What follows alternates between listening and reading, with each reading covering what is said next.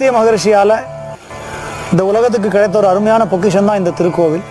அகஸ்திய மகரிஷிக்கு காட்சி கொடுத்ததை பார்த்ததும் தேவர்கள்லாம் தங்க மலரால சுவாமிக்கு அபிஷேகம் பண்ணியிருக்கா. அந்த நிகழ்ச்சிக்கு சாட்சியா இன்னைக்கும் இங்க நம்ம காணக்கூடிய இந்த ஆற்றுப்படுகையில கோல்டன் நட்ஜஸ் கிடைக்கிறதா சொல்லப்படுறது.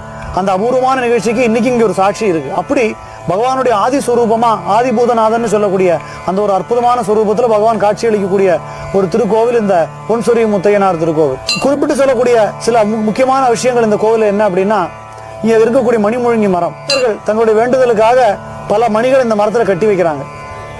நாட்கள் செல்ல செல்ல செல்ல இந்த மணிகள் கொஞ்சம் கொஞ்சமா அந்த மரத்தினால ஒழுங்கப்பட்டு அப்படியே மரத்துக்குள்ள போய் புதைந்திருப்பதை நம்ம பார்க்க முடியும். கட்டவராயன் சன்னதியில பக்தர்கள் கால்வலிக்காகவும் மற்ற சில உபாதைகளுக்காகவும் வேண்டிக் கொண்டு மாட்டி வைக்கிற அந்த புது செருப்பானது கொஞ்ச நாள் கழிச்சு வந்து பார்க்கும்போது காட்டில் நடந்த மாதிரி தேஞ்சிருக்கிறதும் அதுல கொஞ்சம் மண்ணோ புல்லோ ஒட்டி இருக்கிற அதிசயத்தையும் நம்ம பார்க்க முடியும். இப்படி சமஸ்த பரிவாரங்களுக்கும் ஒரு கேந்திரமா இருக்கக்கூடிய ஒரு கோவிலா இந்த சொரிமுத்தையனார்